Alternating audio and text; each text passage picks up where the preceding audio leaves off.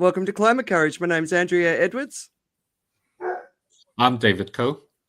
And at the far end, you have me, Richard Busolato, as usual. Welcome. And we're pre-recording for the very, very first time. So we hope this goes out as we expect it to. And today we're super excited. We've got two very special guests, and they are the authors. I'm going to show you the book of Sustainable Marketing. There you go.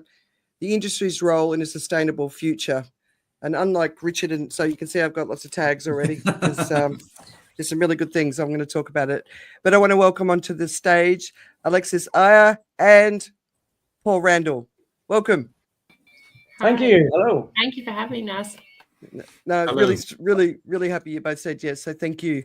So you're both obviously sustainable marketing professionals today, and you've published this fantastic book. And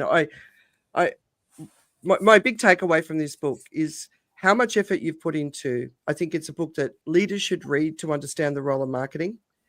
I think it's a great book for marketing people to read, especially younger people, because the history that you provide and the context around that, I think was really, really cool. It was a great reminder for me as well. But also the educational element of it. I think a lot of people in the broad marketing space, when I speak to them, they're not really seeing the role and the contribution. So I think it's a really, really important book for anyone working in any of the roles in marketing. So, and you've won some awards for the book. But do you want to introduce yourselves? Alexis, do you want to start? Oh, thank you for that lovely introduction, and lovely to be here. So I'm Alexis Ayer. I've worked in marketing for, like a couple of decades now, and I've actually worked all three sides of the triangle, on the media owner side, the client side, and the agency side. So it's quite interesting when we started tackling this, to sort of bring in those different perspectives and the different challenges that come about, and also I suppose the different roles in marketing. And it was only when I sort of took a break from work for a bit, and I was sailing across the Atlantic, and I saw a plastic chair. Well, I saw a lot of plastic. I saw Blue Planet 2 basically in real life. I was 1,000 miles from land. I've never seen so much waste. I saw much more waste than wildlife, and it was just truly shocking. And it was eventually an entire plastic chair floating past me that was just like, I've got to get back and work out what to do. I've got to be part of the solution with this. And that's when I went on the business sustainability management course by the Cambridge Institute of Sustainability Leadership, the world's longest title, which is an arm of Cambridge Uni. And that's where I met Paul. And we basically were so horrified by what we learned and by how complicit marketing was with everything that's happening today, and actually desperately wanted to leave marketing. And actually it was one of the professors who said, no, you've just got to work out how to become a solution, because marketing actually has these amazing, they're amazing communicators. They have this amazing behavior change capability, but it's just pointed in completely the wrong direction at the moment.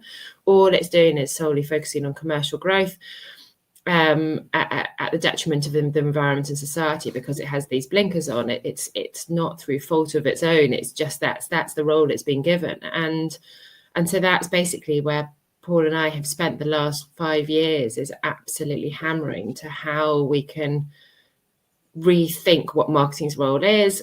How we can help people get to that space, and really that's where the Sustainable Marketing Compass, our strategic planning framework, came out of, which helps guide marketers on how to embed sustainability into their marketing, and how to basically change their entire mindset in terms of what marketing needs to do going forwards. And it's been a fascinating journey. We've met the most amazing people, but it's it really some days it produces absolute fire in your belly, and other days you just get so angry.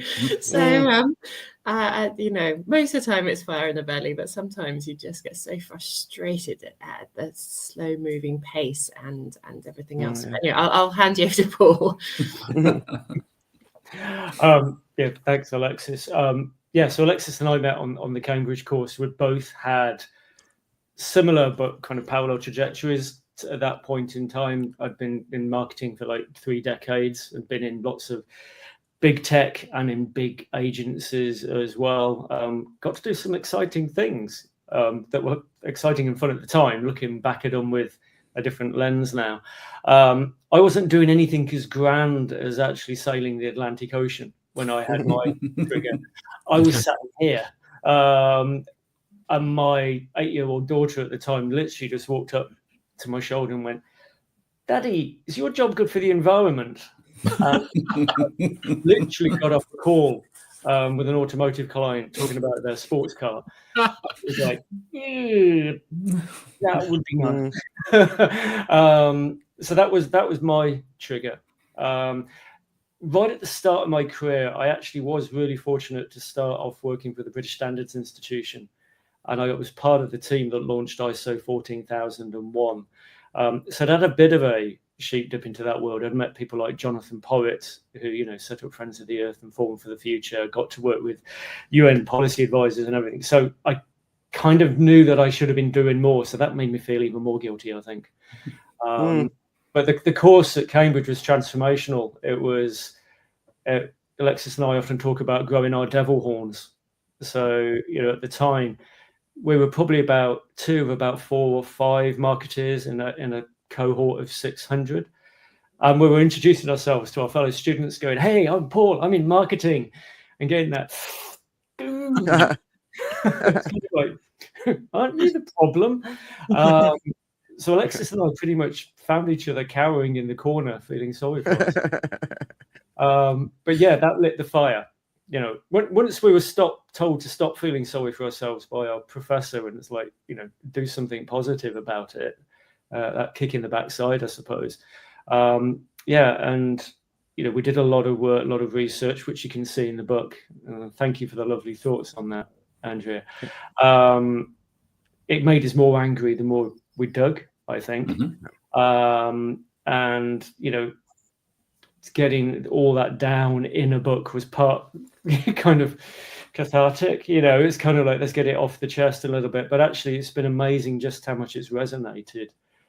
When we launched The Compass, which came out a couple of years before the book, we had 750,000 people look at it in the first 24 hours, which was amazing. I still remember that day, Alexis. It's like, it's going up. The numbers are going up. So there's a need. It's not just the two of us. There is a passion in the industry to do this. It's just there's so much infrastructure in the way of that change that it's too slow. Yeah. Now, we usually start off with the news, but I'm going to suggest that we do the news at the end, so that if you have to go, then we can just focus on you guys first. Makes sense, right? All right, Makes sense. Richard, do you want to kick us off? Yeah, obviously we have absolutely loads of questioning around the whole area, and I will readily admit, holding up my hands and saying I know very little about it. As a whole area, I'm a complete novice when it comes to marketing. I know historically which campaigns have resonated with me, and most do not. But a few of them have really hit home. And being, prototype Gen Xer, I tend to stay very loyal to the brands that have reached me, etc. But I think it's fair we kind of shoot straight to the heart with the problem that we have with marketing, and let's have a look through history and see its role, the harm it's caused, the challenges that we're facing today, to kind of better understand how it's working its way through the economy, and what can we do about it? Yeah, really good question to start with. What actually is the role of marketing? Because it's become all about growth, right? And actually, it's twisted itself into that space over the years, I'd suggest. Actually, when you go back to kind of the 1950s, when marketing moved out of a kind of chaotic state into a more managed kind of science almost, courtesy of a guy called Joe McCarthy, who wrote Marketing Management and launched the 4 Ps, which if you're a marketeer, you live and breathe by the 4 Ps, which are product, price, place, and promotion.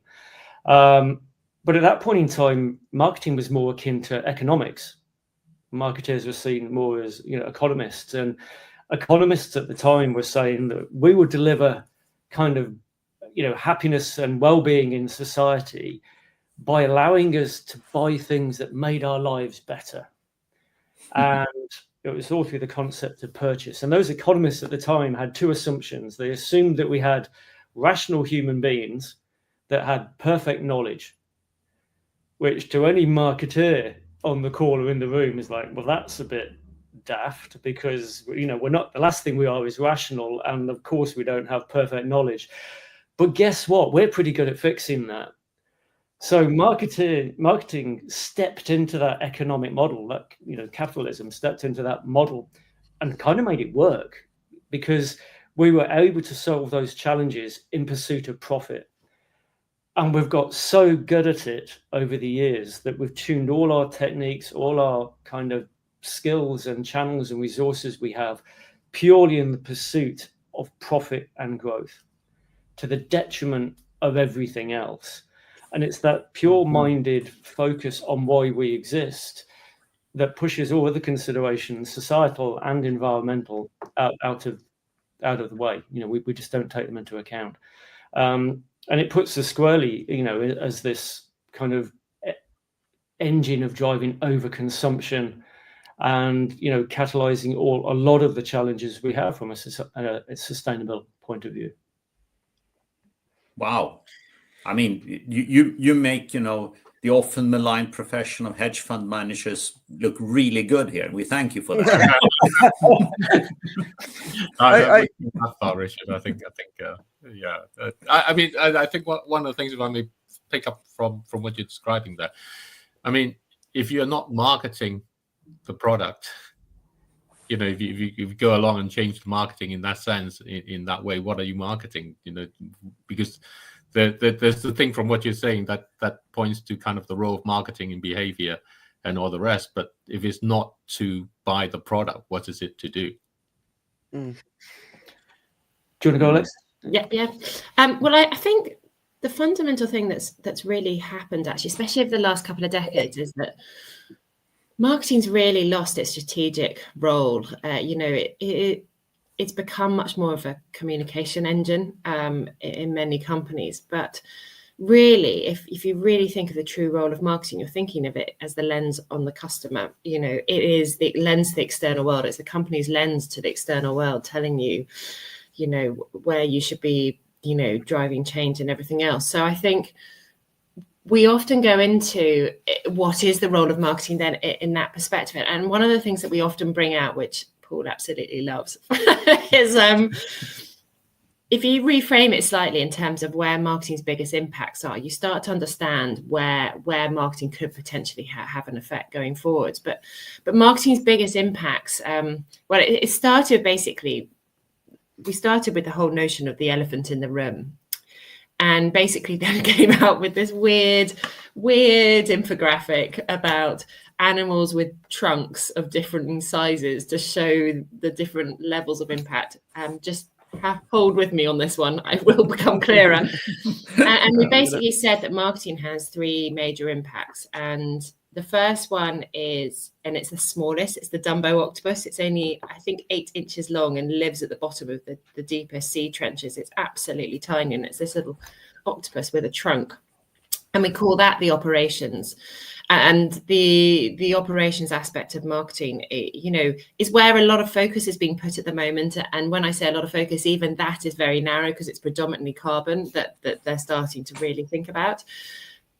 But people are really thinking about that's where marketing's biggest impact is. And what we're trying to say is that actually, no, yes, it's great you get on the bandwagon and you start thinking about how you operate as a function and start seeing it through that 3-pillar lens of, impact on society, environment, as well as profit. But actually the next biggest one, which is the tapir, which is this sort of medium-sized pig-like thing with a long trunk from South America. And we'd say that was brain print. And that is actually the subconscious impact that marketing has on society and culture. So it's all the what we say, what we do, the kind of pricing we put out, is it biased towards certain genders? I mean, Gillette got massively pulled pulled over the embers a few years ago because they found that they were charging twice the price for razors that were pretty much the same to females than males just because they were pink. So you're by the very nature of how you're putting price in place, you're actually driving inequality through society. As I said, it could be like the words. The Gina Davis Institute does this amazing, they're the most phenomenal not-for-profit, and they fed through all the Cannes Lion Advertising Awards, which are basically like the pinnacle of the marketing world. If you get a Cannes Lion Award, you really have, I don't know, gone to space. I don't know what the exception is. Like you've achieved the ultimate thing. And they fed through, and they come from all over the world, and they fed through all of the information, all the campaigns that were entered, which is like thousands and thousands every single year, into this sort of basically machine they have, and it all tracks gender equality basically. And even in 2023, when their last report came out, and I'm really looking forward to their next one, which apparently will be coming out soon, we still had females talking a third less than males on campaigns. We had women twice as likely or 3 times more likely to wear revealing clothing than men. That even today, we still have females in domestic roles and males very much in business roles. And considering that marketing is one of the biggest cultural levers that we have in society today, and that is what marketing is telling us consistently, and the fact that we are served 4,000 to 10,000 media impressions every single day on average, all telling us this kind of message. That is the impact that marketing is having on society, and what we're telling is right and wrong, and what is aspirational and what is not aspirational. And then the biggest one is behaviour change. So that could be everything from saying, as soon as you bought a jumper, we think you should buy another one. Or, you bought a mobile phone and within 2 years, it's like, don't worry, it's not broken or anything, but we're gonna tell you that you need to buy a new one. Well, anyway, there's loads. I mean, this is so huge, the behavior changing capability, the wrong behavior change, the wrong behaviors it's driving at the moment is just huge. And it is the biggest area that marketing has a huge impact.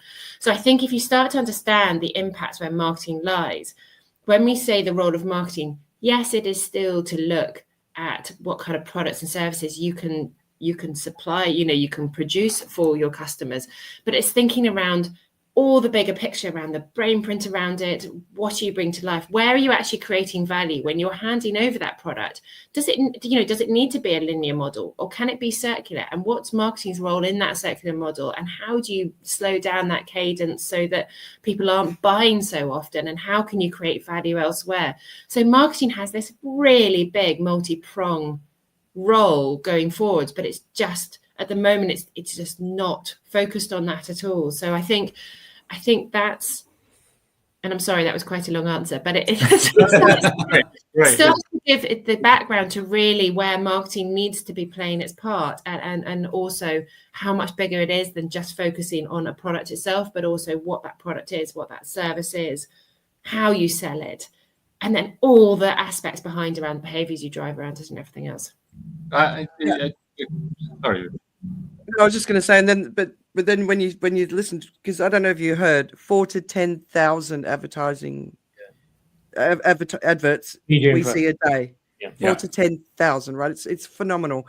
But just recently in the UK, they did an expose on Cheyenne, and it talked about the human suffering in the supply chain, and they were interviewing a whole bunch of young people in the UK, and basically they're not going to change what they're doing. They're going to keep buying. So the influencers doing the unpacking, as well as the human impact. Like I was watching it and I was just thinking, what's it going to take? And that was just in the UK. What's it going to take to help young people in particular? If people are saying the young people are screaming at the old people to do something, but it's the young people that are buying, 100 items, 200 items of clothing a year, which they often just chuck in the rubbish bin because it's cheaper than sending it back.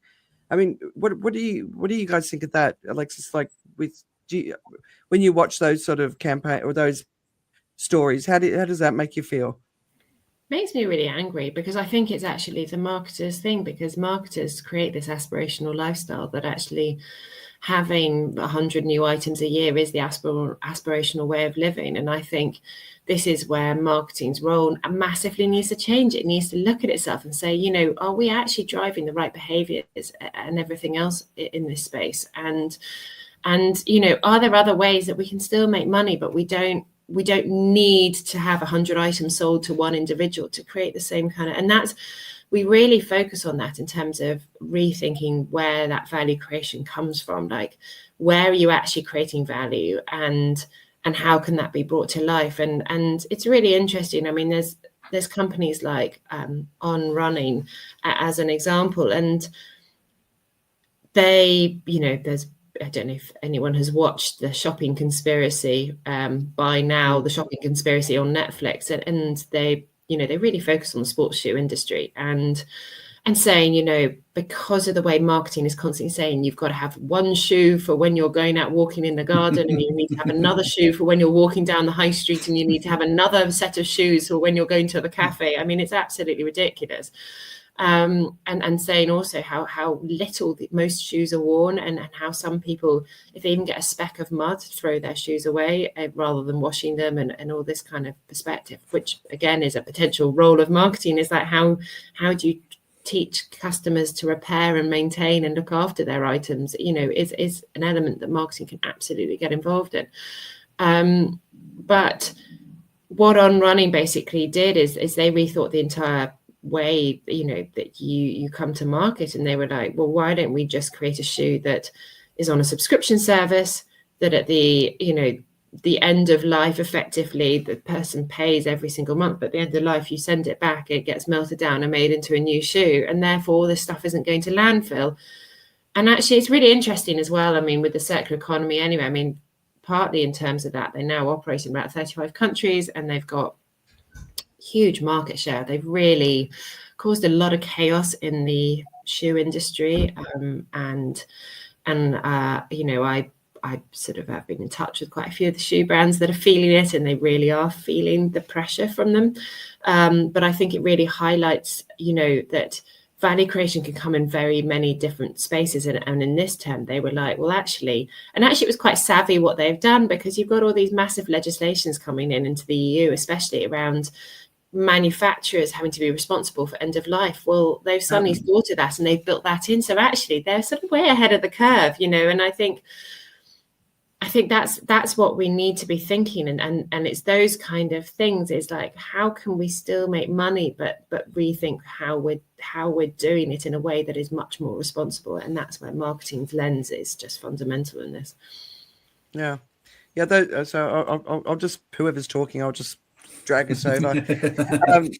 I think those sort of solutions, they're there. I haven't seen that out here, but it doesn't mean it's not here. I'm just not looking for shoes anyway.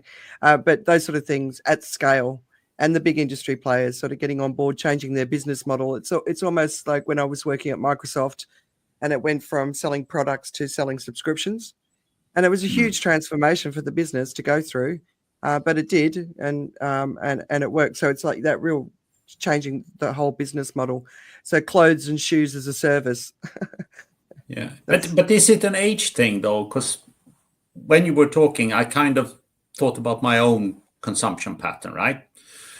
And there is no doubt in my mind that I buy a lot less clothes and shoes now than I did 20, 30 years ago, but I probably buy better. And I have shoes that have been literally 30 years, and one of the pairs is probably at the very end of life, but I think that's okay. Because for me, shoes is also very much a well-being thing. If you have a really great pair of shoes, you feel good in them. If they're not fitting you, it's like it affects your everything about you. So for me, it's worth spending £100 more, getting a really, really good pair of shoes, but I look after them. I have them resoled, I have them maintained, you know, shoe polished. You have that routine that you look after them. But I'm just thinking whether that is in some form a wisdom thing that comes with age, and the fact that you have a pair of shoes that you really like because it makes you feel comfortable and good in them. Yeah, I'm going to look after them. I'll challenge that a little bit, actually. You know, I mean, hopefully we all, as we get older, we get wiser. Not convinced I managed to do that very gracefully. How much of that sense of well-being, how much of that, yes, there's the physical comfort of the shoe, but if we think about other items that we might buy, you know, and things of that nature, how much of the context and our expectations of what it means to buy a car, what it means to buy a shirt, what it means to buy some food, is actually purely informed by the physical performance of what we've bought and the physical, you know, genuine need it's fulfilling, such as I need some shoes to get outside and cut my feet. How much of it is that, and how much of it is set by the context of expectations of that category? Yeah. And where have those expectations of the category come from? And they've largely come from the brain print of the marketeers involved in that category. You know, take automotive, take travel. You know, we can say that actually, yes, kids are buying too many clothes, but actually, you know, as we all get older and we get told, what, you're going to retire now, you're going to go and travel the world and at luxury kind of hotels and luxury cruises around the world, we're just burning carbon in a different place. Yeah. Because the marketing brain print has told us at this life stage, this is what we should be doing. You know, it's like as soon as I hit 50, kind of like I get targeted with cruises all the while. I shouldn't be here right now. I should be kind of on a cruise in the middle of the Arctic. And the expected norm. And, you know, and there's worldviews and there's beliefs and behaviors that are expressed on the ways we should be behaving and consuming on life stages. Where have they come from? You know, you look at the two-car family, you know, and the whole American ideal, that was purely created by the automotive industry, by Ford and by Chrysler, when TV advertising became possible. And actually, it was a way to say, you can have this lifestyle, you know, and that lifestyle requires you to have two cars on the drive. And we have to take that step back. You know, another great example, you know, if I want to express love, I have to buy a rock and put it on somebody's finger. Yeah. Now, before De Beers launched A Diamond Is Forever, only one couple in 20 ever bought an engagement ring. Now it's become a societal expectation and a societal norm. And actually, as a male, according to De Beers, my self-worth is equated to the value of the ring based on 2 months of my salary. Yes. You know, so that's driven a huge amount of like behaviors. I have to get a better job. So when I do spend that 2 months of my salary, it looks impressive. You know, take that step back to look at where some of these contexts have come from. You know, are we judging our own well-being based on a framework given to us by a bunch of marketeers? I like. Well, you'll be pleased to know, Paul. I told my now husband, we've been married 20 years, but I said, no engagement ring, thanks. I don't want to buy into that. So were you saying something, David? I'm just saying, where's that expectation come from? No, I agree. I'm totally with you. I didn't let my dad give me away at my wedding either, because that's another tradition I didn't agree with. So I've always been principled. Sorry, David, were you going to say something? Yeah, I mean, I'd like to follow up a little bit. I mean, back in the day when Richard and I used to sit next to each other and we were looking at sustainability and stuff, we had this idea. And it's a bit like the subscription shoes, but it was clothes. And, you know, I have a very mathsy AI type background. I was saying, look, you know, we can have this business where you get people, they give you some information about them, and then you can give them a subscription service on clothes. They don't even need to wash it. So you'll come along every week, you get a package, you have whatever it is that anticipates whether you're going to be going out, who you would be sort of going out with. You give them some feedback and it learns, and then you have the perfect thing. You know, you can give them some information, says I've got a wedding coming up, that can help. But otherwise, you know, if you like partying at night in nightclubs and then going back the next day to work, you can have your clothes ready for you at work. You don't even need to go home. You know, and we had this thing, and we were saying, well, you know, how this is sustainable and how it can anticipate. It saves water use. You can do all these things. But where we ended up stuck was what Paul was saying in that way. All I'm doing is promoting the same pattern of expectation, and in fact reinforcing it by saying this is how you can save water, this is how you can do all those things, so that I can keep expanding on those expectations and tweak them. And I think where it comes to was, the whole space of that whole marketing, all those animals with trunks, is really a very, very large space. And if they don't talk to each other, all these animals with trunks, then how do you get them to talk together so that they can then say, actually, you know what, we share our value, and it's not simply to get. It's a really good point. It's something that we do talk about a bit in the book, and would love to try and there's pockets where this is beginning to happen actually in the industry, is actually marketeers don't have a duty of care, and actually, if anything, their duty of care is to profit. But if you look at other industries, look at the healthcare industry, a doctor or a surgeon has a duty of care to their patient. There's governance and systems in that industry that demand certain behaviors, and they're reinforced. Yes, we've got things like GDPR and stuff like that, but they're really just a slap on the wrist and a kind of, if you get it wrong.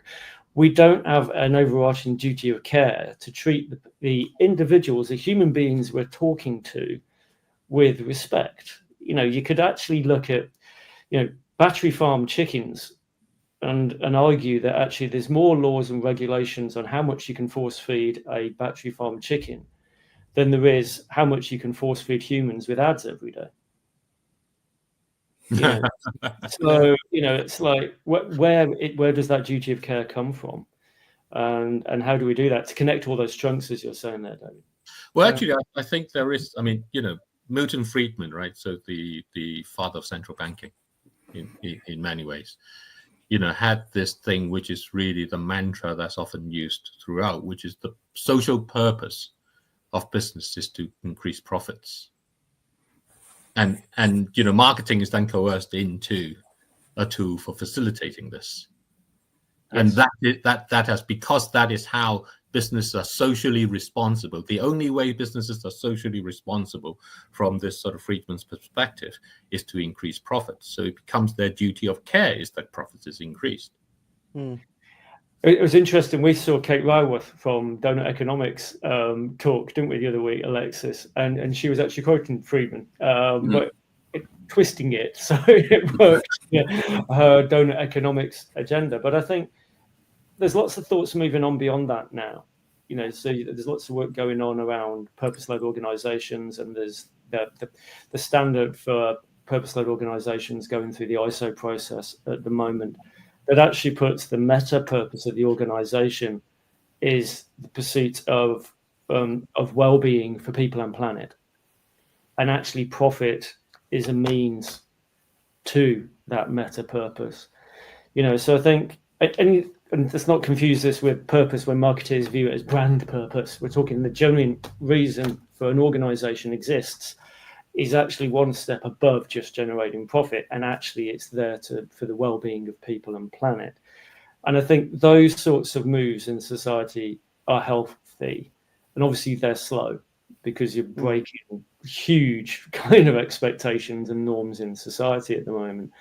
But you've got people like Kate Raworth, you've got things like circular economy and regenerative economics. Economics is beginning to realize, to your point when we were chatting earlier, David, which is like, this infinite growth thing ain't going to work, Actually, yes, on top of that, actually. Sorry. Just on top of that, actually, back to the Kate Raworth thing, talking about the economics thing not working, it is absolutely brilliant. The Rest is Politics podcast, which is an obsession for a lot of British people, with Alistair Campbell and Rory Stewart, and apparently the US love them as well, because they're doing a lot of coverage on the Trump administration at the moment. But they're sort of very deep thinkers, and they had her on, and they're very traditional politicians, I think very traditionally down the economics thing, and she challenged them on everything. And they sort of do an afterthought on the podcast, and after she left, and they said, in theory, what she's saying is actually completely right, but we just can't see how it would work in the current system. But anyway, But that's why nothing else was really said about it. And then apparently Rory Stewart has appeared on stage quite a few times since, and he just keeps bringing up this like what she said, and she was like, I've obviously really got to him, like I've got to him. And the biggest thing that comes up is like growth is not infinite. And he keeps on bringing up that like she's completely right. Like if we carried on this infinite trajectory on growth, we physically cannot manage it as a planet in terms of the amount of resource and everything else. So it is quite interesting. Like it is starting to, you know, like I definitely feel like people like that who actually have huge influence are starting to be challenged and obviously starting to mull over what that would look like, not with solutions or answers, but they're obviously starting to feel really uncomfortable about it. To me, the great example is the beef, the animal industry, right? I'm going to get the stats wrong, but there's something like 70% of agricultural land is dedicated to animals, whether it's the actual animals or the food to feed the animals. Sounds about right. No. What happens when we hit 100%? Like, of course, there's a limit to growth, and it's just crazy. But two things: the Japan Airlines have offered, which is an interesting one. You can fly into Japan on a business trip, and they pre-order your package of clothes, so you fly with less weight. But the other thing is, I interviewed one of Singapore's biggest swappers, and he was telling me that people get addicted to swapping too.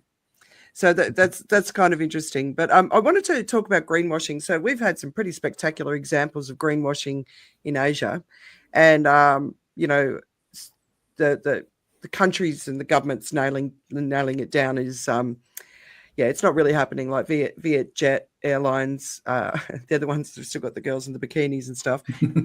But I wanted to ask you because, well, first of all, whoever wants to answer it, define what greenwashing is, because not everyone pays as much attention as we do. But also, what's some of the worst examples that you've seen? Who wants to take that one? Go on, Alexis, you can define it. Oh, gosh. So I think the greenwashing is basically over amplifying what you do as a company. I think that's the best way. You're saying you're doing a lot more than you actually are doing, or you're using I suppose distraction techniques would be the other way. So you're so fossil fuel companies, wonderful at greenwashing. I mean, they are the kings of greenwashing. You know, they focus 99% of their marketing budgets on focusing on renewable energy and how much they're doing, whereas only 1%, when you dig into the detail, only 1% of their entire investment is actually going into renewable energy. So I think they would be probably some of the best examples you'll see time and time again. I think the airlines also have come out with some absolute shockers. I know that KLM was absolutely pulled over the embers because they were basically making out that every time you took a flight, you were actually doing good for the planet. It was something along those lines on some of their advertising. And also you see it with the automotive industry as well, saying that, and you see this quite often. Actually, you see this just actually, not even like fined ones, but even just like walking around a town. I literally saw it a couple of days ago, vans that going, I have zero impact on the planet because I'm run on renewable energy. And I'm like, what? It's like, you can't say that. Like, it still took, carbon emissions and resources and everything else to make the van. It's not, you might not be emitting any carbon, but that also depends on where your electricity is coming from. But it's, I think you see it everywhere, and you see it even on like tiny products, that is just, on food as well is a huge problem, with this. And I see greenwashing all the time on food, where they make out things to be much greener than they actually are. But yeah, we have seen some fairly epic clangers where you're just like, and you can tell most of the time that it's actually it's the marketing teams who just don't understand it and are not educated. It's not like there are some people that forcefully, are actually doing it and knowing they're doing it, but that's only literally a handful of marketers. I reckon most marketers just don't. It's just because they're not educated in sustainability. They don't understand sustainability. They think what they're saying is right, and without the wider context. And And I think that needs to be remembered, because I think people really go after the greenwashing. They should absolutely, but they should also remember that, it's really that if we're talking about a systemic issue, it's the lack of education in the marketing world, and the lack of alignment between marketing and sustainability is where the big issues are actually lying. Yeah. Do you want to say, Paul? It's causing greenhushing too, right? Yeah, I mean, greenhushing, in my view, is more damaging than greenwashing. Yeah. Greenwashing is rubbish, and we shouldn't do it. Greenhushing is more damaging because it takes sustainable options off the agenda. It takes it out of the marketplace. And I've heard several times now people saying, "Oh, sustainability is a fad. Nobody talks about it anymore." And it's like, because everybody's too stiff to talk about it. All the legislation that's coming in is great to fine people up to 10% of global turnover if you get caught out. To Alexis's point, because marketeers aren't educated on this stuff, they're going, yeah, right, we're not doing any of that then. And you've got this huge kind of pandemic of greenhushing going on, which is actually hiding a huge amount of good work that's going on in a lot of organizations. But we've got to get past that kind of fear of greenwashing. I think I'm in danger of coining a new version of green something now. I think in the current geopolitical climate, we're heading into a case of green paranoia, which is absolutely, I definitely daren't talk about my sustainability credentials just because I'll have, a particular political figure come crashing down on my corporate.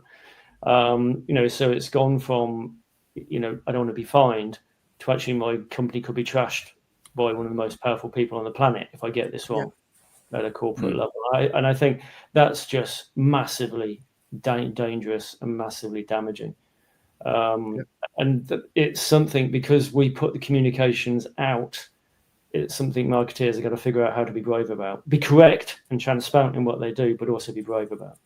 And transparency as well. All right, David, do you want to move? Should we move? Sorry, Richard, do you want to move on to DEI? Yeah, I think that fits nicely. After greenwashing, greenhushing, it's an obvious step to take given the backlash that we've seen in these areas. So you talk about it in your book, and it's been important historically to the marketing industry. But do you want to elaborate a little bit on the backlash perhaps that we're facing at the moment and how that's affected you personally, etc.? It's always good to get more context on these quite contentious and very poignant issues that are hitting us at the moment. I think in terms of the DEI, I think you're really damaging a company if you drop the DEI policy. And if we go back to marketing, just because that's where we focus, companies' customers are a wide selection of people, who come from many backgrounds, many genders. They come from all over the place. And if marketing is to represent and to sell to these people, then removing the people in your teams or not focusing on having that diverse team to match your customer set means that you're just becoming less relevant. Like just, a pure, like a sort of just common sense thing is that, and the advertising industry is consistently slammed all the time for, never having older people. It is consistently told by older people that no advertising out there is ever, people never feel, especially in their 70s or 80s, that they're actually represented in the way that they want to be represented. They're almost sort of made to be older, no lives, everything else. And I know some companies have worked on it, but that's because advertising, very much through the 60s became this like young, cool thing, because at the time, the biggest customer set back in the 60s was 20s and 30s. That's where they saw the most amount of money being made, was to be this younger generations would buy the most. But that mindset has never gone. So they've never actually considered that a lot of today's wealth now sits in, people who are 60, 70, 80, but they're trying to sell to them with people in their 20s and 30s. And don't get me wrong, I think it's brilliant having people in their 20s and 30s, but you also need people who are older, and you need people, from loads of different spaces. So I think just from a pure economical, whatever you want to say, the common sense perspective, is like removing that focus on DEI is actually just going to affect your company long term, because you're going to become less and less relevant to, to your customers by the very nature of not having the right people representing them in the marketing teams. Absolutely. And I think you can also extend that very, very directly into the seedy underbelly of marketing. When you look into the paid media world, there was a data point a couple of years ago now that's estimated that about 28% of the online media world is incorrectly monetized. So it means that as an advertiser, I'm paying to have my ads appear, somewhere in the online world. And due to the complexity of the industry, many advertisers don't know where that is anymore. And because of that lack of control, big brands with big budgets are supporting websites that, support hate crime, that support racism, and, support terrorism and things. So, there's a direct application of, best practice and due care that's needed in the industry as well, because it is funding some horrible things by funding these platforms and allowing them to exist. So I think there's the team side of things, but there's also the executional element of what marketing does as well, where this is hugely important. I'd like to ask, so I have this perfect ad in my mind, okay, for something like an airline, which is, we made this ticket 20% cheaper so that we can sell 50% fewer. Do you really need to fly? That's my, as a perfect ad for an airline in that way. But the issue is, would an airline actually allow that? Because they're going to say, and even your colleagues, because they're going to say, well, what about our jobs then? What's happening to that? Are we going to be able to have what we need and so on? I mean, this is a brilliant ad. I see that all the while, actually. I'm really in an honoured place that I get to kind of tutor on the Cambridge University Sustainable Marketing course, the Institute of Sustainable Leadership. So I have all these really enthusiastic marketeers going through sustainability training, and we're asking them to look at brain print and things like that, and they come up with those sorts of ads, David. It's kind of okay. So I'm thinking about an airline, and they're going to put ads out about kind of like reduce your carbon footprint by not flying, and you have to go back and say, why would the company put that ad out? Yeah, it's kind of like they're putting the ad out in their head to get flights, to get revenue and things like that. Why on earth would they put that ad out? And you stall them, because it's kind of like, well, I thought we were doing just sustainable things. And it's kind of like, yeah, but it's not a pendulum. Yeah. And actually, the role of the marketeer is it's almost this conductor looking at environmental performance, societal performance, and commercial performance. And it's like, I'm how am I orchestrating that so I'm minimizing impact and delivering as best I can across all of them? And it's really hard, right? Back to Alexis's point about there's no strategy and planners left in marketing anymore. The amount of people in marketing that can get their head around that is unfortunately quite low, and we need to rebuild that capability. But it's not about the pendulum swing from one to the other, because you'll never get that. No, that's not even greenhushing. That's your kind of chief exec and your financial director saying, why are we telling people not to buy our product? Yes, Patagonia did that, but then lots of people went and bought as a result of that. It's about finding that behavioral middle ground that's sustainable. And I think that's where there's a lot of new skills, a lot of new tools needed. That was kind of the idea around the Sustainable Marketing Compass. When we're doing consulting with clients, we do this exercise called stretching the balloon, which is like, so you've got environmental, societal, and environmental goals. It's kind of like, you're each going to own one, fight over who gets to win. It's a real mindset shift. And it doesn't mean that you don't do that ad. You probably wouldn't do it in exactly that execution, but it's kind of like, as you build out your overarching strategies, like, well, where are we adding environmental value? How are we managing to minimize the environmental footprint? Where are we adding societal value? And how is our commercial performance balancing out with that. And that's where we've got to get a lot better in that sort of space in how we actually behave. I mean, I guess it's I guess it's very tricky with David's example because you're in the business of selling seats on your flight. But I've kind of seen it subtly being introduced that the quality of our product is so high, you only buy one, you don't buy three. Yeah. Which is, I guess, that's also going to be reflected in the price and profit margins and whatever. But that is a concept I think is taking hold. In what David was saying, that there's if you fly economy, you reduce your footprint. If you fly direct, you reduce your footprint. If you don't take luggage with it, you reduce your footprint and things like that. And there's a brilliant climate comedian called Stuart Goldsmith who you should watch and get on here. He's just brilliant. He does this great sketch about, as a climate activist, he feels great walking through business class to the economy class at the back on environmental grounds. It's kind of like he reframes that, of course I want to sit in business class thing, to actually, no, of course I want to sit in economy. So it's finding those effective, genuine, not greenwashing, but genuine places where you can balance it out. Yeah. I actually think we should reverse the frequent flyers. So the more you fly, the more you pay, and that money goes into a fund to contribute to the earth. I want to get into the profession of marketing, because obviously a conversation like this is very difficult because people go, well, I'm not going to have a job. So there's the push. You must have had experienced that, the pushback, because marketing covers so many things.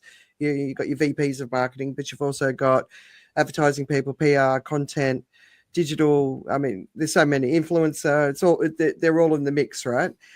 So like, when you were talking to people in these roles, and then we're going to get onto your framework because I'm just conscious of time.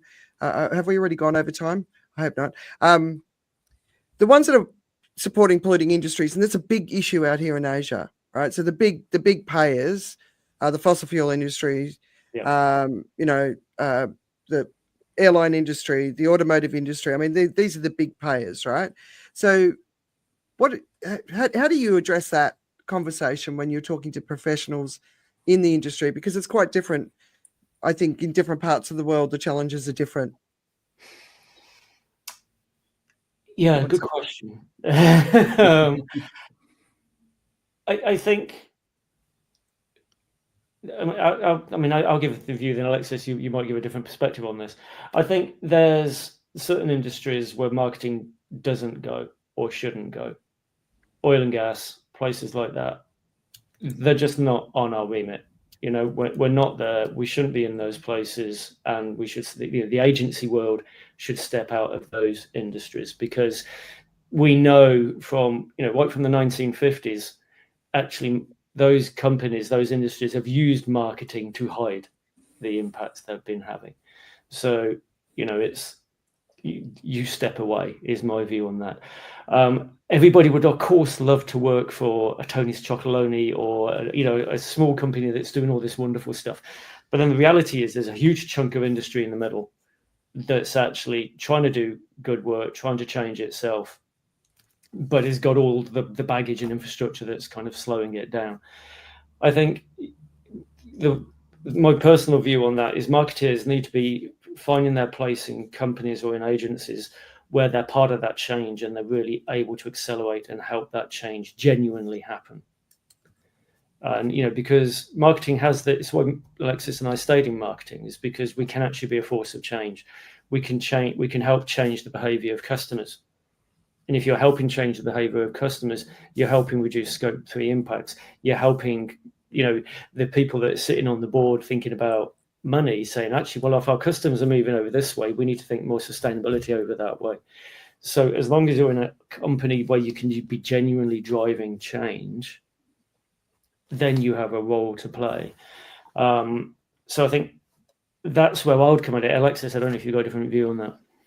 Yeah, I think I don't think people will lose their jobs over this. I think if they lose their jobs, it's because they just haven't kept up with the times. I think that's fundamentally where it's going to be. And I think that the marketers who are really stepping out at the moment, trying to understand sustainability, working with their sustainability teams, everything else, are the ones actually who are progressing quite fast and actually starting to get quite a lot of clout, and their companies are rather loving it. I think in some places, like Fiona Morgan, who is she's the chief purpose officer, but she is a marketer for she was Sail GP, so it's one of the big it's basically a huge sailing event, a global sailing event, and she has given Sail GP so much coverage that they would never have got just by the very nature of her pushing boundaries constantly within the company. So I think it's a really fascinating place. It can be quite lonely, but I think there's also so many groups out there these days that can help. I mean, there's so many things like the purpose disruptors, creators of climate, so many where you can find almost your tribe and then bring that knowledge back into your company. Because as Paul said, we've got that big chunk in the middle where we need that force in those big companies that are going to be much harder to shift. But if everyone leaves all of those companies, then we're going to be in a whole lot bigger world of pain than we are right now. So there's something you say that's sort of, there is a self-referencing nature in some sense of marketing. So if I think back about my favorite Coca-Cola ad, which was the bunch of kids standing on a hill singing, I love to teach the world to sing. What's in the book? And it was tapping into the sense at that time, that sense of kind of the future, the youth, the future, and being together, the multicultural aspects of it, in all those things. So in that sense, what Coca-Cola was doing was tapping into the trend, catching the trend early, trying to take benefit of that to say, I'm on your side. And so there's the part where there is that aspect where the trend of society dictates how marketing markets. And then there's part of what you say, which is how marketing dictates how the trend of society goes. Yeah. So they kind of reference each other along the way. And then along the way, governments got into the act by saying we need economic growth and profit and do that first. And so that tend to tilt everything along. And I think that's basically the thesis which Richard and I ended up with our book. I mean, we chart a lot of that in the book. It's kind of like, society changed and marketing therefore changed society a bit. It's been, you're exactly right, David. It's that kind of woven kind of relationship we have. And with that, I want to go back to this comment about, oil and gas industry and coal industry step out of it. Is that, from what Richard and I have, is we have a proposal, an economic proposal for an economy that involves actually engaging with the oil and gas industries and actually marketing the value of their assets. Because what they do is they've got oil and gas that's in the ground. The purpose is to sell it. So sell it while it's still in the ground. Don't take it out. Sell it while it's still in the ground. Create a fund so that you can actually, they contribute the materials. You can contribute the money. That buys them from them. And then the fund uses the money to go and invest in projects. And everybody goes away thinking, yay. So that needs marketing. But if you say you must not touch the oil and gas industry, then they will keep digging it out. And there will be no conscious effort from the societal perspective of saying, actually, you can just buy them when they're still in the ground. And that can be. I see that. I see that. My point of that would be genuine change, because there was quite a group of people that were actually prepared to say, yeah, let's look at your BPs and Shells, they're investing in renewables, they're making these commitments and things like that. And then it was like, yeah, was that actually genuine? Was that real? And, based on the recent kind of news we've seen from both of those, you can put a big question mark over that. And that's a tricky one to guess, yeah, unless you're sat on the board hearing exactly what they're saying and what they're doing. If there's genuine movement, genuine change, then, I think, the quicker we could pivot the oil and gas industry, the better, absolutely. But actually, if there isn't genuine change, and there isn't genuine influence through the role you're doing in an agency or something of that nature, you shouldn't delude yourself in actually, I'm in a big agency, I can get many millions out of the oil and gas industry under the pretense that I think I'm changing their strategy. sorry and apologies, but that's bollocks. Actually, they don't look at you as an agency in that light of view at all. And actually, they're just using you as a vehicle to actually continue to greenwash.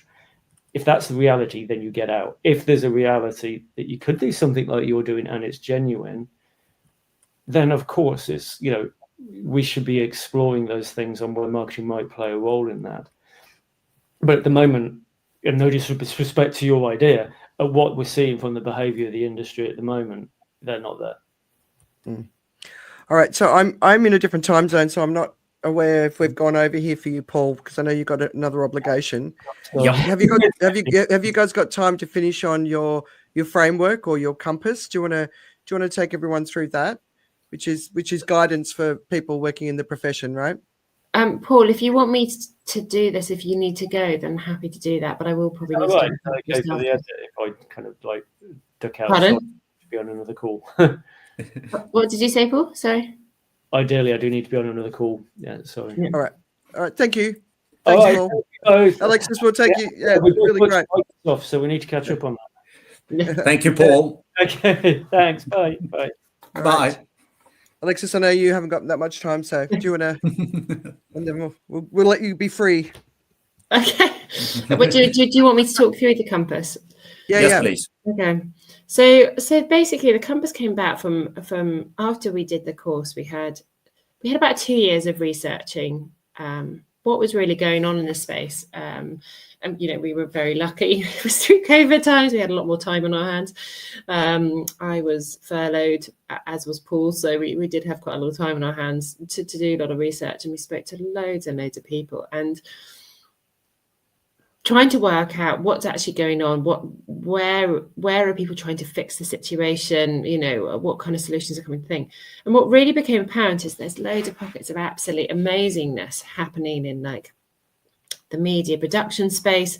There were pockets happening around purpose, but the fundamental thing that we came out with was there was nothing that actually brought it all together. So that if I was a marketer and didn't have 2 years of time to research all of this, there was nothing that said, okay, if I want to embed sustainability into marketing so that I start aligning rather than working against my company's sustainability agenda, then how would I even do that? And that's really how we started building the compass, was because we were like, okay, how do we create a framework so someone can come along and they go, right, I can start from scratch and I can work the whole way through this framework, this strategic planning framework, and work out how to embed sustainability into every single aspect of my marketing, from branding strategy through to tactics, performance, and governance.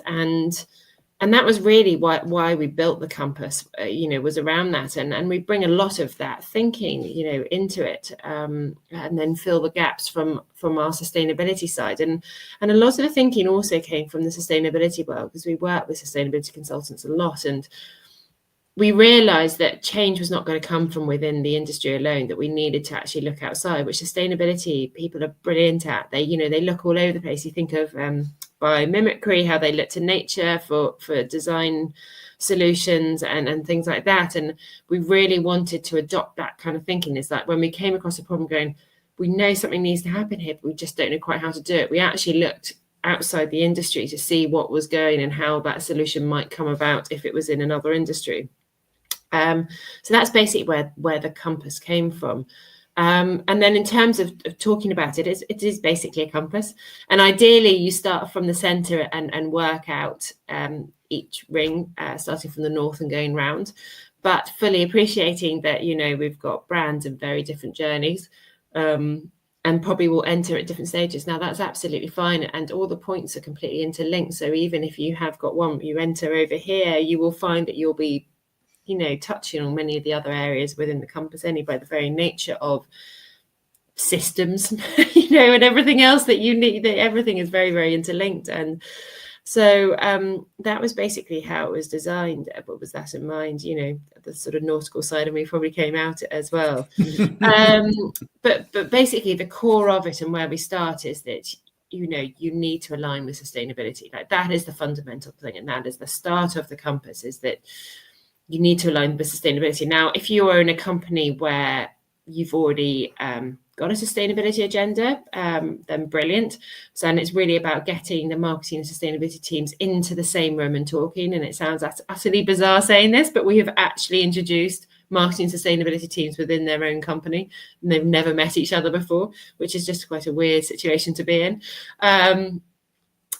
And we get them into the same room, and it's actually really starting to work out where are the agendas, where's the marketing agenda and where's the sustainability agenda, and where is marketing helping it and where is it hindering the sustainability agenda, and it is fascinating because marketing, as you say, is predominantly focused on profit. And yet the sustainability people are saying, but the more product we sell of this particular range, which might be the most profitable, is producing the most carbon emissions and therefore making it much harder to hit the net zero targets, as an example. And so it's really about getting into the same space and working out where you're working towards stuff and where you're hindering and where the real tension points are. And if you don't have a sustainability agenda, then we actually recommend the United Nations Sustainable Development Goals. And I know there's a lot of people that criticize them, and they're not perfect, but they are. I mean, I love to call them the world's to-do list. It was actually someone else who said that to me, and I think it's such a wonderful way of depicting it. But they are the biggest blueprint that we have to date. And some people are saying, well, let's start from scratch and try something else. And it's like, we don't have time to start from scratch. They are imperfect, but they are so widely known across governments, NGOs, institutions, education, and quite a lot of brands have now adopted them. So let's work with what we've got. And they're a brilliant way to assess, where your current marketing setup is having an impact on each of those goals. If you start to have that sustainability lens over your marketing, it is just fascinating to see actually where you're having a positive and negative impact against each of those criteria, like life on land, health and well-being, all of those perspectives. And I think by the very nature of applying that sustainability lens is fascinating. But as I said, like the whole nature is basically you need to get sustainability and marketing actually starting to work together and applying that sustainability lens to marketing. So once you've got that alignment, it is really around redefining success. And that's the first point on the next circle out. Oh my goodness, I've forgotten the name of the strategic pillars. I'm sorry. The kind of complete mind blank. It happens to me all the time. Yeah, it's the first pillar. And basically what you're doing with Redefine Success is you're laying out all of marketing and all of sustainability metrics on the table so you can see where you need to focus commercially, where you need to focus environmentally, and where you need to focus societally. And as Paul said, that's where we do the stretching the balloon exercise, which really starts to say, okay, if you're focusing on commercial and this is what you're trying to achieve, how is that actually affecting your environmental and societal goals? Is it having a negative impact or is it having a non-positive impact? And sometimes what you're looking for is like, where are those tension points and where actually can they work together? And you're never going to get this perfect triangle, but it really starts to make you understand and what kind of solutions need to come to the table moving forward that actually start benefiting all three pillars to some extent, so that whatever you put out as a marketing department, you're actually benefiting the sustainability teams rather than working against them. Yes. That's really around Redefine Success. So we're actually starting for the first time ever, marketing having a much bigger remit in terms of where they need to drive change, in cross commercial, environmental and societal goals, and having that in that remit. And then the next phase is really thinking around value creation. And of course, we've been touching on this through our conversation today, bits and pieces from in the compass. But that's really saying, at the moment, our current setup is very much focused on companies create value for employees, customers, and shareholders. And that is pretty much the only people that benefit from companies today. You might get a bit of money coming down through supply chains, but it's really, that is the focus. And what we're saying is that you need to, if you are really going to become a company that doesn't solely focus on profit and actually focuses on a much bigger remit, and you actually become a force for good, and you're actually driving more positive impact than negative impact, then you need to rethink where you're actually creating value. And this can come in many different places. It can come down your supply chain, like Tony's Chocolonely. They really set up the company because there's so much child slave labor in the cocoa industry in the Ivory Coast in Africa. And they said the only way we're going to be able to do this is if we make really good chocolate so that people love it anyway, but we're going to charge more for it. And the more we charge, the more money gets down to those supply chains. We can pay farmers more money. Therefore, they don't need to get children working for them. They can go to school. Therefore, we've got a much more educated younger population who aren't at risk of cutting themselves from big machetes and everything else. Farmers are earning more, and so they can afford much more for their families. They can, it's way above the minimum living wage. They're actually be able to afford things like medicine and everything else. And so it's benefiting everyone by the very nature of how that company. So that's one type of value creation.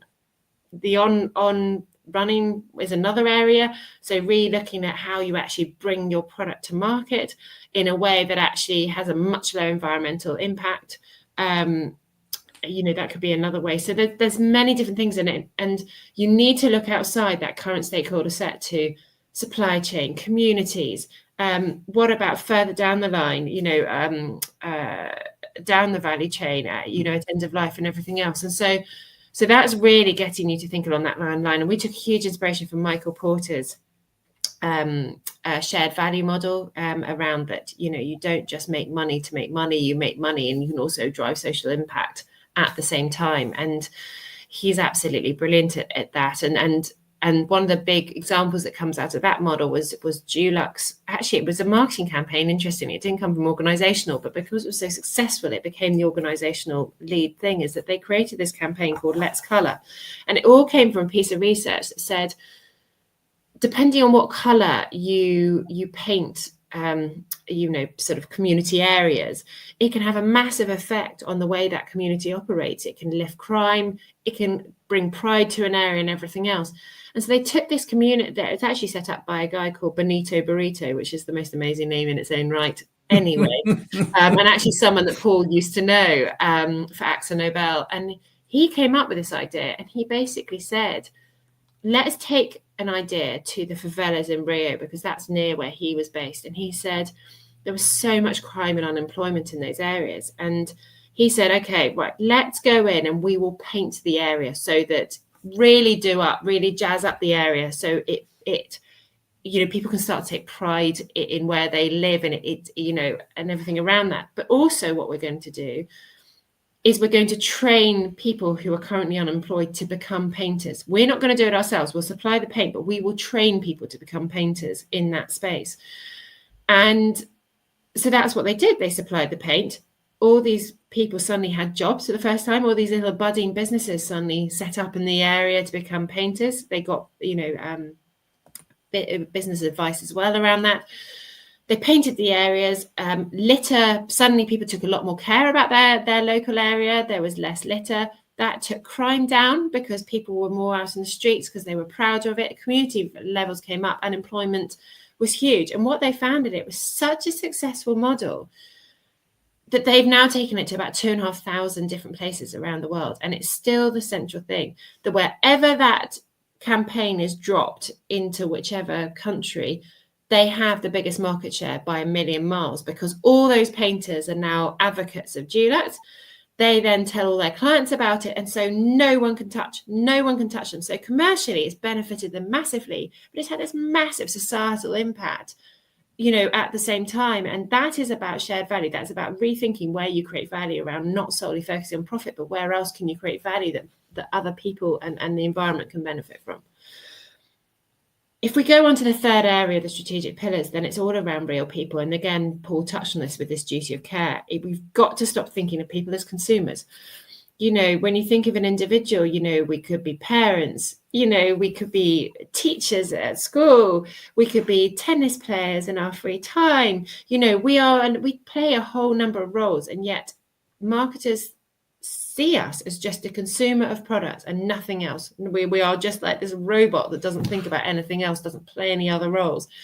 And I think this is partly the reason where we're sitting today, this mass overconsumption, is because we're not considering other aspects of people's lives. And to put this into perspective, in 2022, through the height of the energy crisis, the horrendousness of Christmas bonanza, when the whole marketing world goes crazy, is that you've got all these huge marketing tools that mean you can focus on people individually at every point of their life as they log online. And even if they check their phone for messages, they get hit with advertising all the time, or they go into their social media accounts or whatever it is. And it was basically because marketers don't have that duty of care and they don't consider the other aspects of these customers' lives.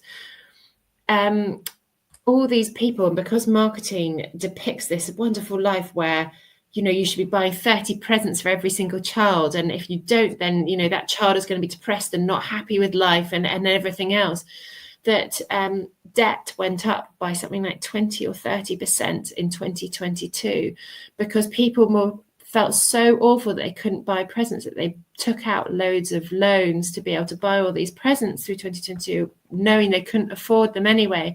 And suicide went up monumentally within 2 weeks after Christmas, like the amount of people that committed suicide because of this massive debt.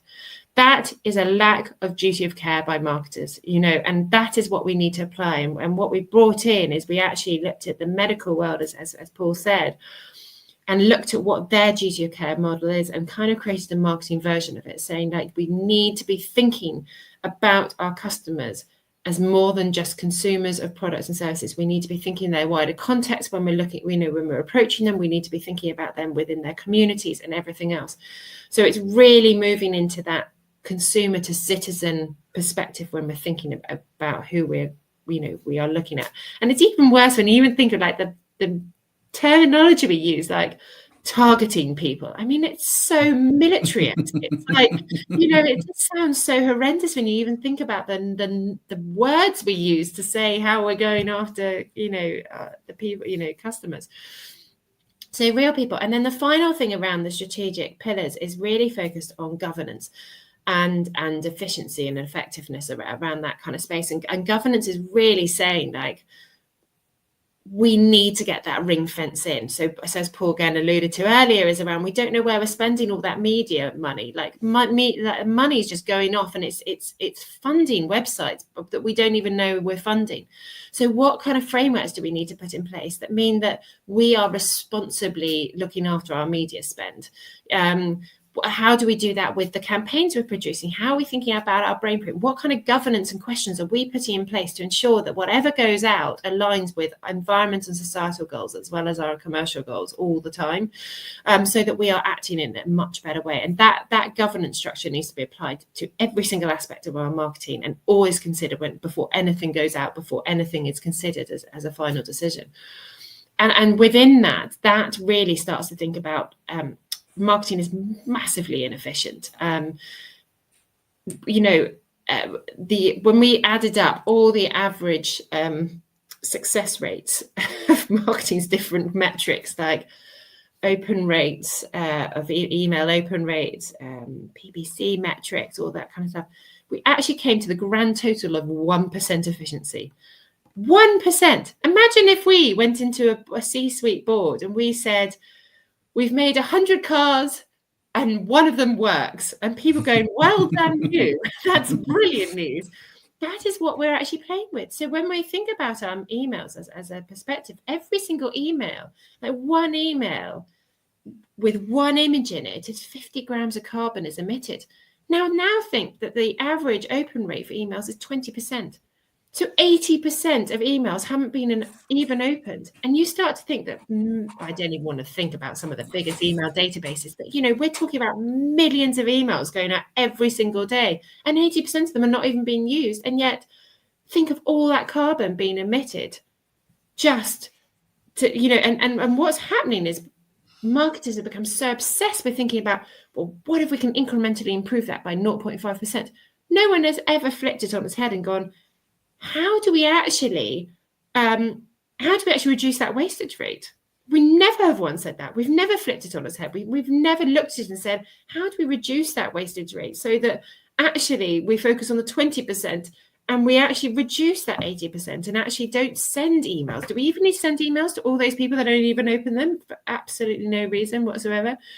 So efficiency is a huge part of that governance structure. And I think the governance structure will start to drive efficiency by the very nature of having those really proper questions within it. So those are your strategic foundations. And you really need to get that sorted before you move on to anything else, before you start thinking about tactics or anything. You need to understand where your brand sits on those 4 spaces. And then you move to the next circle, and that's around activation pillars. And the first one is purpose, and that sits between redefining success and value creation. And it's basically, purpose to date has been massively misrepresented. There's a lot of brand purpose and it's really wishy-washy, but it doesn't actually come to the core of the company. It's something that has become like this marketing kind of perception, but you can see that as soon as the funding drops, then purpose suddenly just doesn't really matter anymore. And that's because it's not integral to it. And so actually where purpose needs to be built, it needs to be at the organizational level, but it also needs to be built out of your company's strengths, where you're looking to rethink how you're creating value and how you're redefining success. Where do you actually want to drive positive impact in environment, society, and commercially? That's where your purpose should be coming out of. It shouldn't be coming out of thin air. I mean, we heard an awful story from a massive global brand, which is even more worrying, of one of the brand managers walked into a finance person's office and went, I think we need a purpose. Can you think of any ideas of where we can drive change? She was like, I don't even work in marketing and I know what you're saying is so wrong. So that's where purpose, and then you need to have a purpose. If you're going to be a business driving forward, you need to have more impact than just commercial if you're actually going to exist long term. And then the next one around on the tactics is all around partnerships, and sustainability is amazing for this. Sustainability realizes that a lot of sustainability teams, they can't do stuff by themselves. If they've got to go and have environmental impact, they bring in environmental specialists to come and help them achieve X, Y, and Z, or they go in and look at societal things. And I think this is just not being considered in marketing. So that really, starting to think about what kind of partnerships can scale the impact we're trying to achieve. Tesco's, the big supermarket brand in the UK, worked with the Worldwide Fund for Nature around how they could reduce the impact of the everyday shopper's basket. And so the Worldwide Fund for Nature brought in a huge amount of data sets and knowledge around what would the perfect shopping basket look like, to have the least impact. And then Tesco's used its massive marketing to start educating customers around how we actually started creating much lower impact shopping baskets. And it's a formidable partnership. And that's what we need. We need many more of those partnerships coming together where we're using other people's specialities to really help drive that positive impact, and then using the marketing clout to bring that to life. So that is really fundamental. The next one, which is the one that everyone gets really excited about, is participation. And that's really where PR, social media, everything. How do we actually come to market? Like, how do we go to market and actually create a force for nature? The problem that we sit at the moment, and this kind of sits in the efficiency level as well, is that we used to be so creative. Like 30 years ago, you look at the campaigns and, they're so exciting and they're different, they're innovative. I'm not saying they're always environmental or society friendly, someone sent something to space and then actually Paul ordered a satellite, quite extreme, on a credit card when he was working at one of his companies for one campaign. But, they're really big ideas. And what's happened is because we've become so focused on channels, all the different channels, PPC, SEO, we now sit on these creative tramlines where we're just not thinking outside the box. We're like, we actually come channel first. When we're thinking about strategy, we come back and we go, right, we are going to do social media, a website, we're going to do SEO, PPC, and we don't think about the much bigger picture. And so we've got really, really stuck on these creative tramlines, which is why so much of marketing today is so ineffective. I mean, in many respects, and I always say this, thank goodness it's not more effective, otherwise it'd be an even bigger world of pain if we were. But so much of marketing is so ineffective, as I said, around the success rates. And that is because we are not thinking outside the box. And I think we really need those moonshot ideas. We need to bring in design systems thinking, which I used to sit in an office with this design systems thinking team. And it's amazing, they get you thinking outside the industry to other areas like nature and everything, to start rethinking how you drive actual proper creativity that drives change, and actually stop sitting just in these creative tramlines that we sit today. So that's really what we're pushing, is to really get people thinking outside the box and really start to drive true creativity that is effective and efficient, but with positive impact at the center of everything it does. And then the final element of the activation pillars is really around performance. So how do we prove what we're doing is correct? What performance metrics do we need to put in place? We've seen some of the big brands starting to bring in some really exciting metrics, like amount of carbon per pound spent, or amount of water usage per product sold, so that actually what they're reporting on, and actually Oddbox, which is a food waste company, again in the UK, and I'm sorry for bringing up UK examples, but what they do is they rescue food that is considered is slightly odd in shape and rejected by supermarkets. They rescue it, put it in boxes and send it out, and that is their whole thing, is that you receive I love it. You receive the weird, I received an apple that was virtually about slightly bigger than a grape, and weird and wonderful shaped fruit and veg, and they rescue it because supermarkets can't sell it because they've got themselves stuck in this twist where they've created this perfect fruit and veg that means that anything else is rejected and not allowed on the shelves. But Oddbox's marketing team, their main metric is how many tons of food waste have we saved. That's their main metric. It's not the commercial one, the main metric. And so what kind of metrics do we need? And we've got a huge amount of space that in this, that needs to be done, a huge amount of work that needs to be done on what those metrics are, that Paul and I are starting to work with brands on. It's like, what kind of metrics do we need to put in place to put that? And then the final bit around all of it is data. Data underpins everything. We should be doing it based on data. And how we use data a lot more effectively. Do we really need to collect people's postcodes, and email addresses or whatever else if we're not targeting them on email or whatever else? We collect so much data for literally no reason, and we never use it. So how we use data, how we use it in a much more sustainable way, but how we use it really much more effectively, and what other data sets do we need to bring in to make much more effective choices? Like, what sustainability data do we need to bring in to help inform what kind of choices we make going forward? So that is our framework. I'm sorry, it's quite long-winded description. No, that's great. It's an analogy of actually really like the depth of thinking that needs to be considered when we're thinking about truly embedding sustainability into marketing. No, it's absolutely fantastic. Like when you were talking, so I was just going to say, like, the email stuff, right? I've got an email that anytime I go in, I just delete everything in it because it's so full of marketing campaigns that I've never signed up for, especially out in Asia. That happens all the time. Or brands that I have signed up for, and then they just constantly pummel me with information that I never want to read.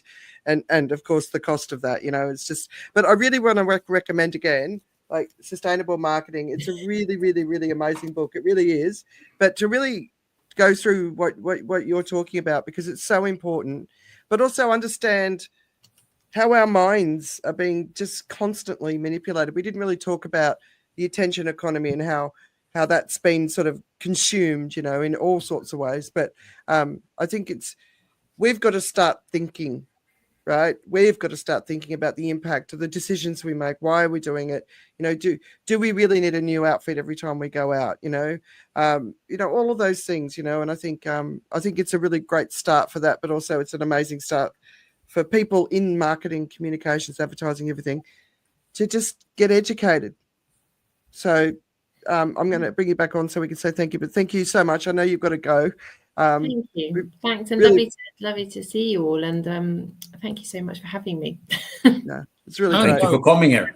Really exciting. I've got like 100 other questions. But Exactly. Maybe you need another discussion. Yeah, exactly. All right. So thanks so much. And, thanks so much. See you guys. Bye. Yeah. See you, Alexis. All right. So there you go, guys. Your first marketing chat. Yeah. So much to it, right? Most of all, how good do these guys make hedge fund managers look? It's amazing. We should have them on every week. I mean, the thing is, WARC, which is kind of like a marketing media sort of agency, was reported that 2024 is the first year that marketing spends went over $1 trillion. And is expected to grow by almost 3% more than the economy is expected to grow. Oh, wow. That's interesting. So that's the amount of extra effort you need in order to get the economy to grow. On top of it, right? So with that's 1% efficiency. With 1% efficiency. So that means that you could, if you had 100% efficiency, you can just spend 10 billion give the remaining amount into the biodiversity fund. Yeah. Yeah. I mean, it's definitely an industry right across the board that definitely needs transformation. And I know the people I know in this part of the world, they don't know what the future looks like, and it's scary, because I don't know where the jobs are going to be. But I was talking to a friend of mine who's very, very senior advertising guy, and he asked my advice about what he should do next, right? So he's basically quit. He's got his house. His kids are done through private school. He's been very, very successful. And I said, well, a guy like you who doesn't have to earn money or a lot of money, go and work for one of the big wildlife foundations or one of the big organizations that are doing really good in the world, and use those incredible skills that you've got that they could never afford to pay for. Go and use them and do good in the world now, and he's like, oh, I was thinking that, but I wasn't really sure. And people have been giving me different advice. And I'm anyone who's gotten to that point in their career where money's not important, go and put the skills into something that really matters. Well, I think if you're still looking in a week, point him to us. Yeah, I will. Yeah. Okay. So we usually start off with the news, but I thought we'll just quickly wrap it up. But obviously the economy is going in all sorts of directions at the moment. So I'm sure you guys are keeping an eye on that. But I'll get this off. Well, I think Richard should give us, his view of the market. They've been bouncing up and down like a. Yeah, I think. Is it real? Is it important? Is it just not? I think it's important, but not necessarily for the main reason we're seeing. I mean, after the very poor year we had in 2022 for stock markets, 23 and 24 has been the first back-to-back years with more than 20% return since the 90s for the American stock market. So the performance has been very strong, and it's been largely driven by a few select technology stocks, because a vast part of the market has actually not done particularly well, and some of the sectors have even backed. But the so-called Magnificent Seven have propelled the market to new highs, and first 10 weeks of the year, we've seen a massive reversal of those fortunes, with particularly Tesla losing, I think, pretty close to 50% of its market value in 2025. But Microsoft and Google have not done particularly well either. It seems like it's a big reaction to Trump's policies on tariffs. I think that's largely correct. There might have been a lot of technical factors behind the fact that we've seen a setback. But if the market is rebelling against tariffs, and rightly so, because I can't think of a single historical episode where tariffs was ever welcomed by stock market performance globally. It just doesn't happen. It's bad for the economy, and hence it's bad for markets. The reaction is logical. What was illogical was doubting Trump's word from the election to inauguration, that he would impose these tariffs. And frankly, it makes the market look a little bit stupid. I think it matters hugely because we know that a lot of wealth is tied up in stocks, in particular tech stocks. So people are feeling a little bit poorer. But most of all, it is opening up, I would say, the question of why should the world pay such a huge premium for US stocks over domestic stocks? That premium has widened consistently over the last decade, and particularly in the last few years, where the valuation of American companies is a lot higher than the valuation of European or Asian names. And it's always been justified by some form of American exceptionalism that was probably grounded in it being a bastion of free market, free trade. Everything that makes us freer is good for us because we're the best at this. That whole notion is now being shattered.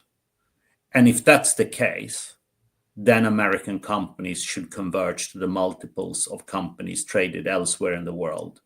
And therefore, the market reaction is totally logical. We will see a convergence of valuations of stocks over time if this is the business climate that persists. Interesting. One of my takeaways, the whole Tesla thing. It's 50%. Wow, I didn't realize it was 50%.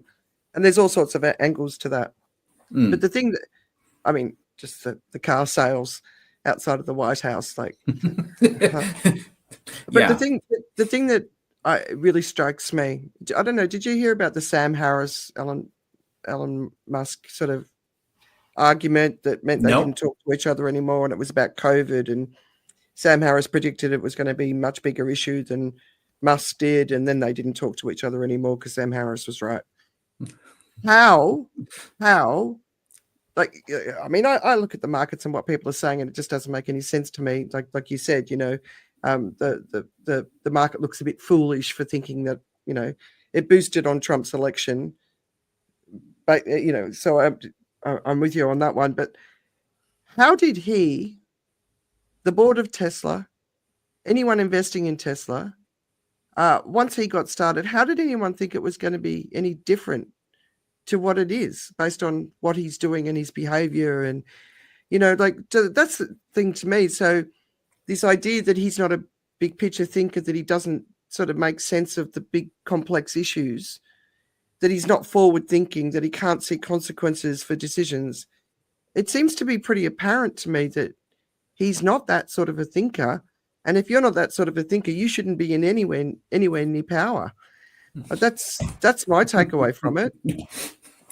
Yeah, I think it raises some serious question marks, because the Elon Musk escapade into politics has been pretty expensive for the shareholders of Tesla.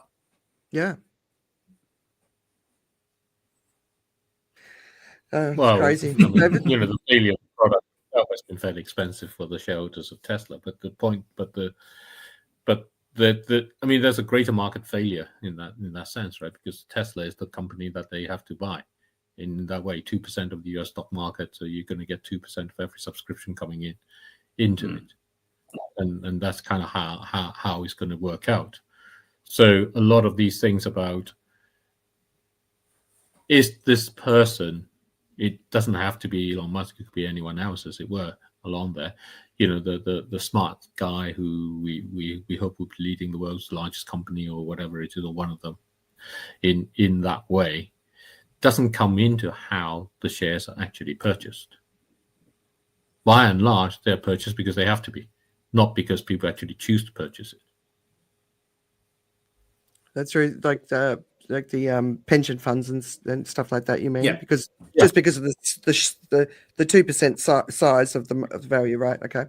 Yeah. So you're gonna have 2% of your, you know, $100 that you subscribe in, you know, $2 will go to that, together with, you know, 100,000 or 10 million other people working are going to do that. So that's always going to go along with it. And if it gets bigger, then it gets picked up even more. And so it always self-reinforces. And the company itself has nothing to do with it. No, I mean, that's just a mathematical outcome of the flows that are going in and out of the market. Where it is affecting the Tesla shareholders is probably in the active portion, who now are questioning whether these valuations of actually a fairly small car manufacturer make sense. And I think the reason has been historically that Tesla has been valued not as a car manufacturer, but as a technology company. And that in of itself should actually set alarm bells ringing for investors. Why should I value it as a technology stock? No, it's been valued as many different things. It's been valued as a battery maker. It's been valued as a government subsidies. You know, its early profits were entirely from carbon credits for it not producing diesel and petrol cars, which is a bizarre thing because it had no intentions of doing so. It wasn't cutting that. It wasn't preventing other people from doing it, but it was receiving all these credits for not producing things that it was never intended to produce. Yeah, it's pretty bizarre when you put it that way. I mean, that's how its entire early profits were driven. I mean, early as in, you know, until just a few years ago, right? Yeah. So there we are. I think the stock market decline matters. And I think it's questioning, it doesn't matter because we've lost a bit of wealth. That can go back up and it can come back down. But it matters because we are now questioning in some form or another, the valuation of American companies through the assumption of US exceptionalism. Right, And, that's and that interesting. will have much bigger consequences for valuations going forward. And I think politically, the responses have all been missing the opportunity that what Richard just said offers. You know, if the primacy of America is being eroded away by the Americans themselves, this is the opportunity for the rest of the world just to ignore it and say, we trade more with each other. And if the world sees as the world's greatest consumer, the US, deciding to have a consumption strike, that, to the comment that we had earlier, to the conversation from Alexis and Paul, is not a bad thing. It's going to force marketers to rethink what they're actually doing. And therefore, the rest of the world can actually rebalance its production and its consumption better with each other. It can do that by allowing the US to keep raising tariffs on its imports. Because what the US consumers do not buy either do not need to be produced, and other things can be traded with each other and sold with each other. Because the rest of the world is much bigger than America. And we forget this. We look at the American economy and say it's the biggest economy, but we forget it's just a fraction of the whole global economy. Take it out, the rest of the economy is actually right size for the planet. So that's a fantastic thing. Interesting. It's going to cause a fair bit of pain, though, right? Yes. It's going to cause more pain to the Americans than to the rest of the world if the rest of the world actually start trading with each other well. It's a game of Thrive, you know, the game of Thrive Richard and I have. When there are few players, it gets very vengeful and nobody really gains. That's what Trump wants to do. He wants to make everything bilateral. When you make things bilateral, there are very few players. When there's a group of players, when there are more players, then actually things get a lot easier and a lot better, and the economy gets to be a lot more coherent and robust. And that's what the rest of the world can do. You want to be yourself, and it's America's aim is to be self-sufficient in everything. It needs to produce everything and so on. Let it. The rest of the world can go along and play together. And that actually then opens up great possibilities for the kind of radical rethinking that we can have.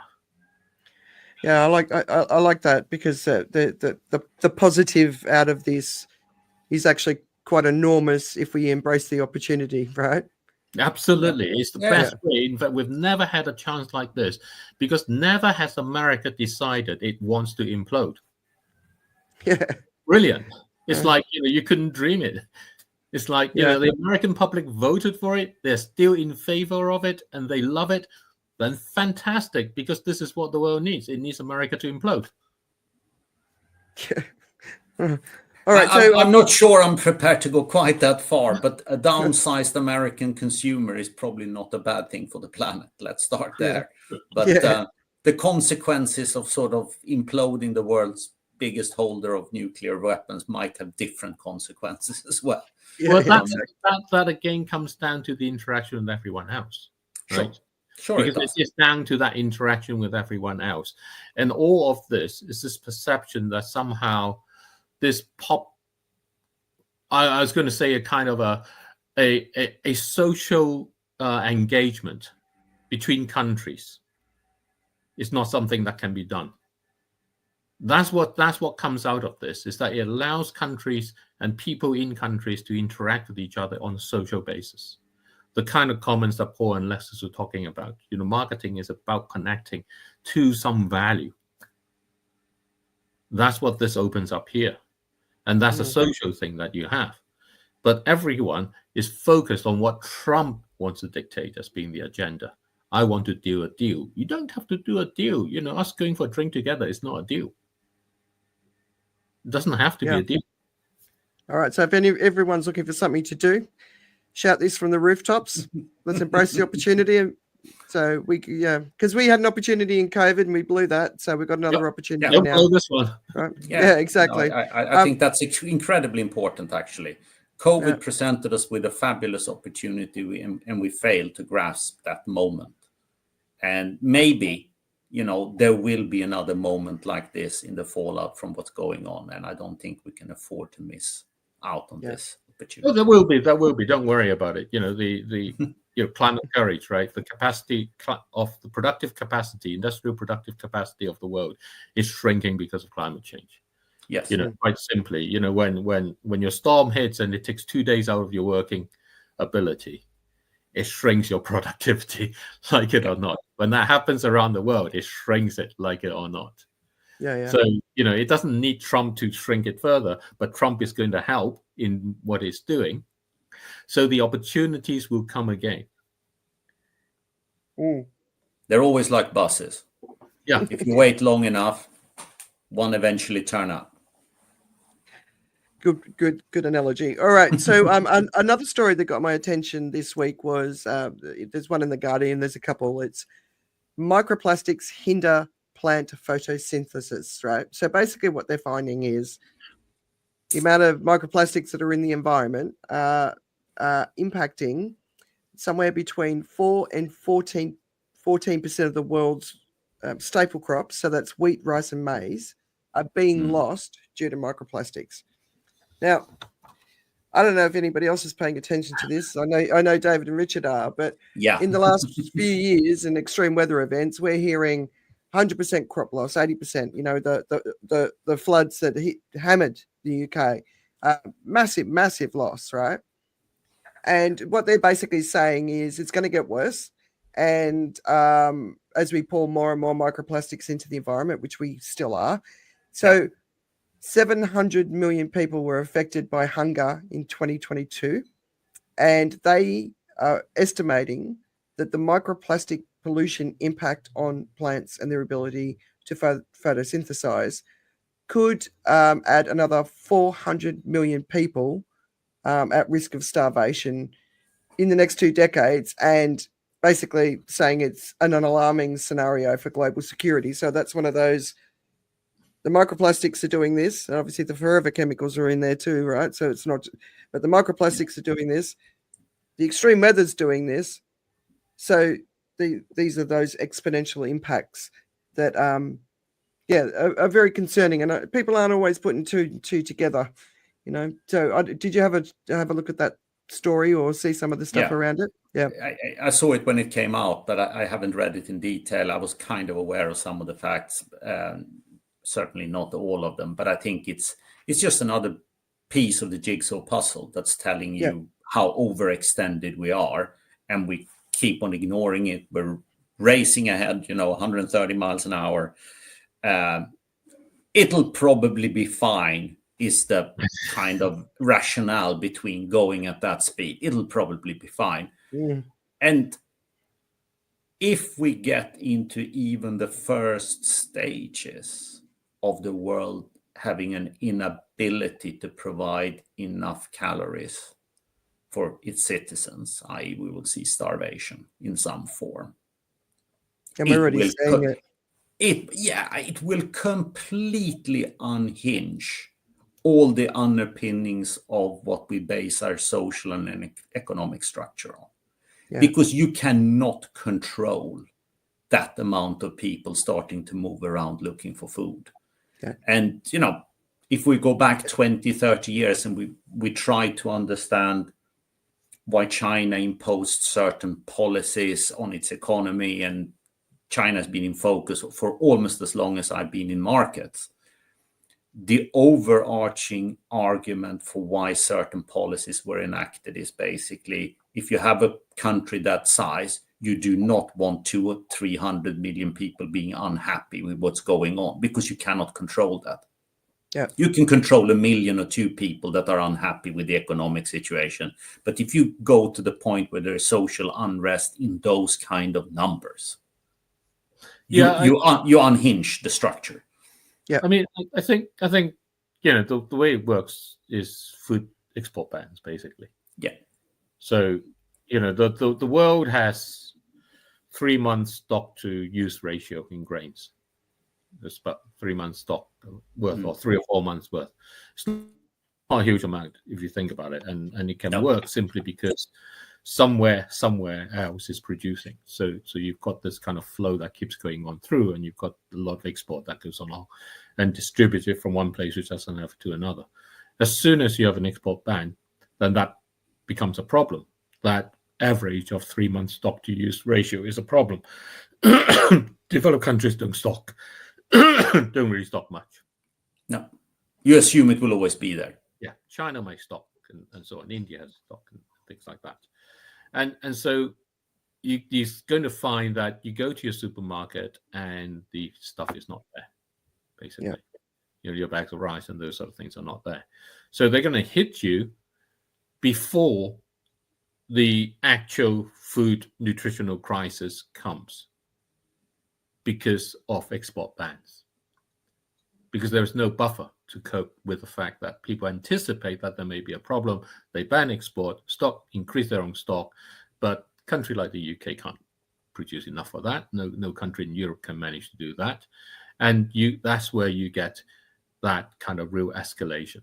Ultimately, what happens is going to cost you more in your pocket. And you find substitute to try and do without or whatever it is. Those things are going to increase in price. For the developed world, most of the time, most of the people, including myself, eat a lot more than I need in terms of calories. That's why I'm growing fat. Simple correlations in that way. And so it might be better for my health in some sense, but probably not, because what we revert to is worse sort of food for us.